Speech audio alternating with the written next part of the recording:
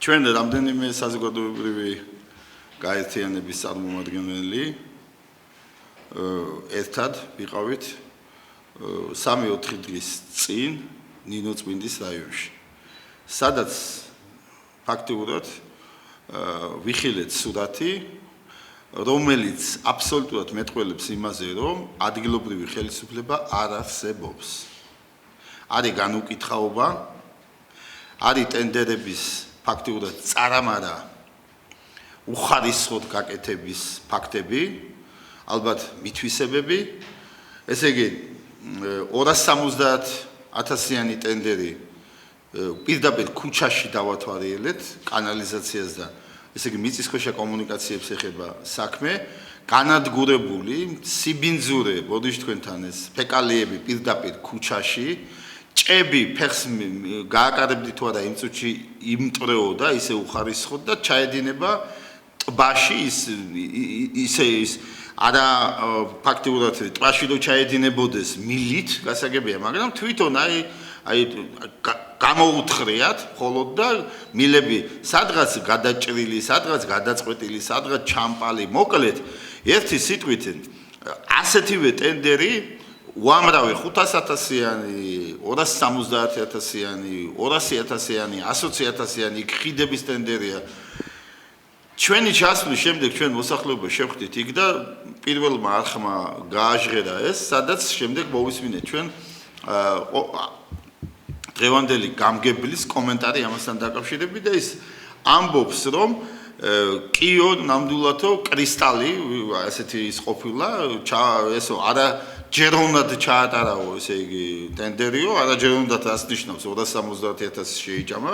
ეხლა ჩვენ 6 ივლისო ნიშნავთო ახალ ტენდერსო და ფაქტიურად ამას ყველაფერს გავასწორებთო. ესე იგი, ის რომ დაისაჯა ეს კრისტალი, ის რომ დაუშვათ საწავიდა ეს 270 ლარი, მე შევიტყვეთ რომ ადგილობრივ ტელევიზიებთან ისაუბრა რომ ჩვენავთ NGO-ები, ჩვენავთ რაღაც საზოგადოებრივი, ჩვენ არავით არის NGO არასამთავრობოები ვართ, არასამთავრობო წესით უნდა იყოს ის და ასეთი კაცი და ასეთი ადგილობრივი მთავრობა, ჩვენ რა ვიცი საზოგადოების მიუღებელია, ჩვენავთ საზოგადოების წარმომადგენლები, რომლებიც არამატო ნინოწმინდაში ყველგან ჩავალთ და ხალხთან ერთად სახელმწიფოებრივ ნაბიჯებს გადავდგამთ და სახელმწიფოს სასარგებლო ნაბიჯებს გადავდგამთ. ჩვენ არ უპირისპირდებით ვინმეს და ჩვენ არ გვაქვს პოლიტიკური ამბიციები.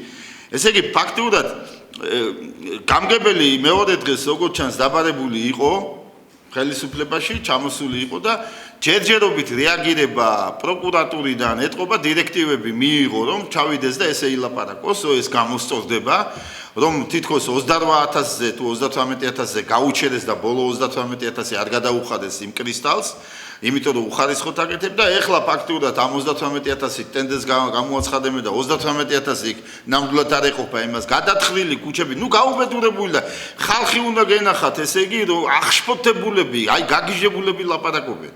და მე თითქოს 2012 წელს იყო ეს ტენდერი ჩატარებული. ესე იგი, რადგანაც სამართლებრივი შეფასება არ ეძლევა ასეთ დარღვევებს, ხო, რეგიონებში და კერძოდ ნინოწმინდაში, ცხადია, რომ ადგილობრივი ხელისუფლება მთლიანად დაკომპლექტებული არის სწორედ იმ ხალხით და მათი მამამთავარი სწორედ ის ენძელ მკოიანია, რომელიც ნაციონალებისოს იყო დეპუტატი ნაციონალებისგან, შემდეგ გადმოპორტირდა ქართულ ოცნებაში და ეხლაც ერთი ქართული ოცნების წარმომადგენელი და აქტივისტი იქ არღებულობს ადგილობრივ, ესე იგი, ხელისუფლებაში მონაწილეობას. სულ ყველა იგნორირებულია, ძირითადად ის კლანი მართავს ნინოწმინდას, რომელიც მართავდა 9 წლიანი ჯოჯოხეთის დროს. ცხადია ეხლა იმ 9 წელში რა ტენდერიცაა გამოცხადებული და შეჭმულია თანხები. პასუხი რო აგონ აგოს ისე უნდა ამ ხალხმა. მე წარმოიდგინეთ რომ გამგებელზე სისხლის სამართლის საქმე აღძულია 8 სისხლის სამართლის საქმე აღძული და თაროზე დევს. თვითონ მკოიანზე 2012 წლის წინა საარჩევნო პერიოდში გატაცებაში, ესე იგი, კაბინეტში იარაღით ცემაში არის დადანაშაული და სისხლის სამართლის საქმე დევს სამხარეო პროკურატურაში და არ იძვრის, იმიტომ რომ მე არ ვიცი ხა ვინ აფარებს ამ ხალხს, ან და რა გარანტიებს იძლევიან ისინი ცენტრალურ ხელისუფლებაში, რომ ჩვენ აქ ალბათ არჩევნებს მოვიგებთო, არჩევნებს ჯერ ეგეთი კოიანისნაირი კლანის მოგებული არჩევნები ხელისუფლებას არ უნდა აწყობდეს. არჩევნები უნდა მოიგო ხალხის გულის მოგებით და ხალხის ნებით უნდა მოიგოთ. ესე იგი, თამაშობს ეს კოიანი თურმე იქ მოსახლეობაზე და ცხადია, რომ ეს აზრიც აქ გადმოდის ხელისუფლებაში, რომ ის არეგულირებს სომხებსა და ქართველებს შორის ურთიერთობას. მე პირდაპირ შემიძლია განვაცხადო, თითქოს სეპარატიზმის ესე იგი განმუხტვის ერთ-ერთი ნოვატორია. მე პირდაპირ შემიძლია განვაცხადო, რომ კოიანები და მისი კლანი ეთამაშებიან ცეცხლს. არანაირი სომეხი და ქართველი მოსახლეობის დაპირისპირება არ არის. ჩვენ საზოგადოებას, ქართულ საზოგადოებას კოიანები და მისნაირები არ გჭირდება შუამავლებად. სომხები არიან ჩვენი ძმები. იმ ხალხს მისცენ მიწები აქვთ მითვისებული. ესე იგი, უამრავი სავარგულები გადაფორმებული აქვთ ძველი ბეჭდით. 2007 წლამდე რო ბეჭედი იყო და ძველი საკანცელერიო ქაღალდებით და შემდეგ დარეგისტრირებული. ესე იგი, საერთოდ განუკითხაობაა რა. და მე ბევრი რო არ გავაგზელო, პირდაპირ მოუწოდებ სხვა საშუალება არ აქვს ჩვენ, იმიტომ რომ რუსთავი 20 და იმედს და სხვა ტელევიზიებს ასეთი თემები არ აინტერესებთ. ის მათ აინტერესებთ LGBT, იქ რაღაცა დაპირისპირება ერთმანეთში, რაღაცა ექსკლუზივებს ეძებენ. ქვეყანას რა სიკეთეს მოუტანს ამა თუ იმ ადამიანის სიმართლე, ნათქვამი, მხილება, ეს არ აინტერესებს არავის და მე მიმართავ ხელისუფლებას, რომელიც ჩემი და თქვენი სახელმწიფოს მმართველია. სწორედ სახელმწიფო ინტერესებიდან გამომდინარე მივმართავ, რომ აუცილებლად დაინტერესდეს ნინოწმინდაში არსებული მდგომარეობით, ჩვენ ამის მასალებიც გვაქვს, ფაქტები გვაქვს და დაისაჯოს ადამიანები, ვინც ფაქტიურად ხალხის ზურგზე და ხალხის კისერზე ჭამენ ასეთ ტენდერებს, ითვისებენ და რაღაცა კლანური სიტუაცია იქნება და იყოფენ ამ თანხებს. პირველ სკოლისა ვისარგებლებ შემთხვევით სულ რამოდენიმე სიტყვით ვიტყვი, რომ აი ახლა მე უნდა ყოფილიყავი ბატონი როლად ნაჭყებიას ოფისში, სადაც ხდება ვეტერანებისათვის უსასყიდლოდ გადაცემა სამკურნალო პრეპარატების, მიუხედავად იმისა, რომ მას ჰქონდა ვეტერანთა საქმეების სახელმწიფო სამსახურთან დადებული მემორანდუმი და ანაზღაურება მოხდებოდა მათი მხრიდან, ეს არ მოხდა, მაგრამ ბატონმა როინმა ეს ქველმოქმედება გადაწყვიტა, რომ ჩაეტარებინა თვითონ გაეცა ეს პრეპარატები და უკვე დაახლოებით 600-700 ვეტერანზე არის გაცემული ეს სწავლები და მოუწოდებდი ყველა ბიზნესმენს, რომ გადადგას ესეთივე ნაბიჯი და იმ ადამიანებს, რომლებმაც საკუთარ სამშობლოს შესწირეს სიცოცხლე და ეს საჭიროებათ კურნალობა და დახმარება, მათაც აღმოუჩინონ. რაც შეეხება მეორე თემას, რაც ბატონმა მერაბ შათირიშვილმა ისაუბრა, ამასთან დაკავშირებით მინდა შევეხო, ეს თემა არის ძალიან მძიმე, სხვათა შორის ძალიან სენსიტიური. ეს არის რეგიონი, რომელსაც განსაკუთრებული ყურადღების მიქცევა ჭირდება. იქ რეალურად არავითარი პრობლემა ქართველებსა და სომხებს შორის არ არსებობს. იმდენად რამდენადაც არსებობს პრობლემა იმისა, რომ კლანური მმართველობა მიმდინარეობს იმ რეგიონში. ეს ენზელ კოიანი, რომელიც მოყოლებული შევარდნაძის პერიოდიდან დღემდე არის ადგილობრივი ფეოდალი პრაქტიკულად და ქმნის იმის თითქოს რომ არა ის მოხდებოდა იქ სეპარატიზმის გაღვივება და პირიქით ჩვენ გვითხრეს ესეთი რამ, რომ ის აკეთებს ისეთ მოძრაობებს, თითქოს რაღაცა პრობლემა წამოიჭრება და ამ პრობლემას წვითავს. აბსოლუტურად გაუგებარია ჩემთვის, როგორ ხდება არამიზნობრივად თანხების ხარჯვა ამ რეგიონში და არა მარტო ამ რეგიონში. ის რაც ტენდერებთან დაკავშირებით ბატონმა მერაბმა გამოაცხადა 270,000 ლარის განკარგვის თაობაზე, ჩვენი თვალით ვნახეთ, რომ ელემენტარულად დაახლოებით 30-40,000 ლარის სამუშაოც არ არის შესრულებული.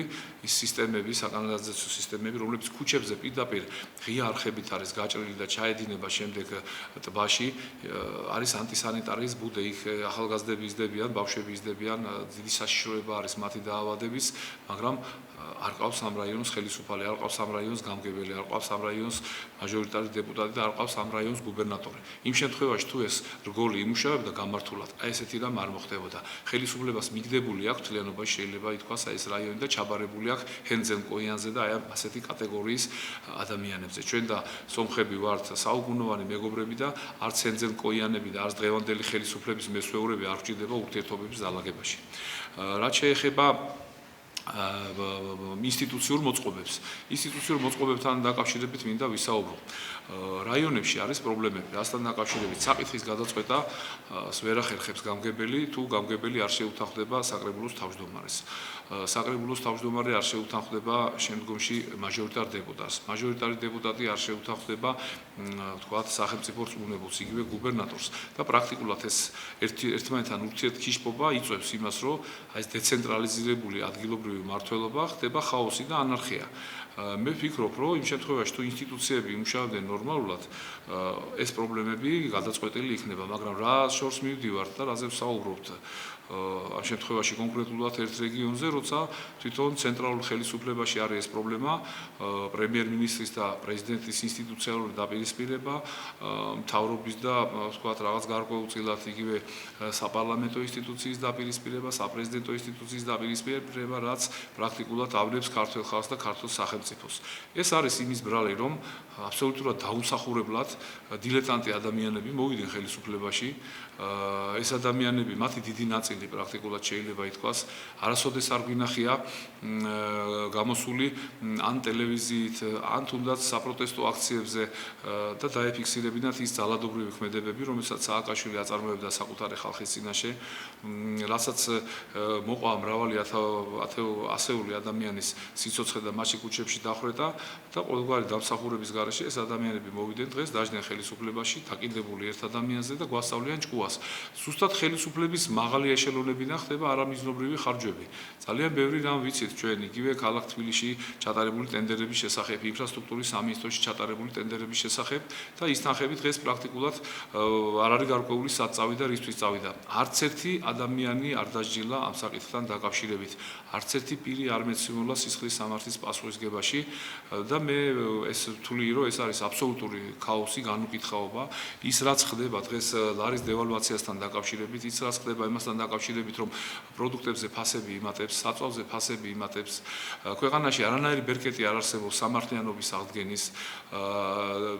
მე ვფიქრობ, რომ სექტემბრიდან, ალბათ სექტემბრის ბოლო რიცხვებიდან საზოგადოება გამოვა ქუჩაში, ალბათ და პასუხს გასცემს არსებული ხელისუფლების ამონიათობას და არსებული ხელისუფლების უპასუხისმგებლო დამოკიდებულებას საკუთარი მოსახლეობის მიმართ. მათ არ აინტერესებთ რა ხდება რეგიონებში, მათ არ აინტერესებთ რა ხდება რაიონებში. ისინი დაკავებული არიან პრემიების აღებით, სახელფასო დანამატების აღებით და დაკავებული არიან საკუთარი კეთილდღეობით. იმიტომ იციან, ესენი არიან დროებითი მოვლენები ამ ქვეყანაში და ცდილობენ, რომ პრაქტიკულად მოიხვეჭონ რაც შეიძლება მეტი ბიუჯეტიდან, მოიხვეჭონ რაც შეიძლება მეტი ხალხიდან და მეტად გაძარცვონ ისინი. გაღარიბებული ადამიანები მეტად გაღარიბდა, ის ადამიანები, რომლებსაც ბანკებში ჰქონდათ სესხები, არანაირი საშეღავათო რეგულაციები არ არის ბანკებიდან და მე ვფიქრობ, რომ ძალიან მალე უნდა მოხდეს ამ ხელისუფლების შეცვლა და ხალხმა უნდა მოიყვანოს ის ადამიანები, რომელი ადამიანებიც პრაქტიკულად ვალდებული იქნებიან ხალხის წინაშე და არა კონკრეტული პიროვნებების წინაშე. მე მინდა განმაცხადო კიდე ერთი რამ, რომ სახელისუფლებო უმაღლეს ვერტიკალებს კვლავ მართავს კლანური დაჯგუფებები, მათ შორის ბევრია კრიმინალი, ამასთან დაკავშირებით მე ალბათ მოგვიანებით ვისაუბრებ. და ზუსტად ეს კლანური კრიმინალური დაჯგუფებები, რომლებიც სააკაშვილის პერიოდიდან მოყოლებული დღემდე არსებობენ და მართავენ ამ ქვეყანას, უნდა დასრულდეს ერთხელ და სამუდამოდ მათი პარპაში და უნდა მიეცეს სისხლის სამართლის პასუხისგებაში. იმიტომ რომ ხელისუფლების წყარო არის საზოგადოება და ხალხი და ხალხმა უნდა მართოს ეს ქვეყანა და არა რომელიღაცა კრიმინალურმა დაჯგუფებამ.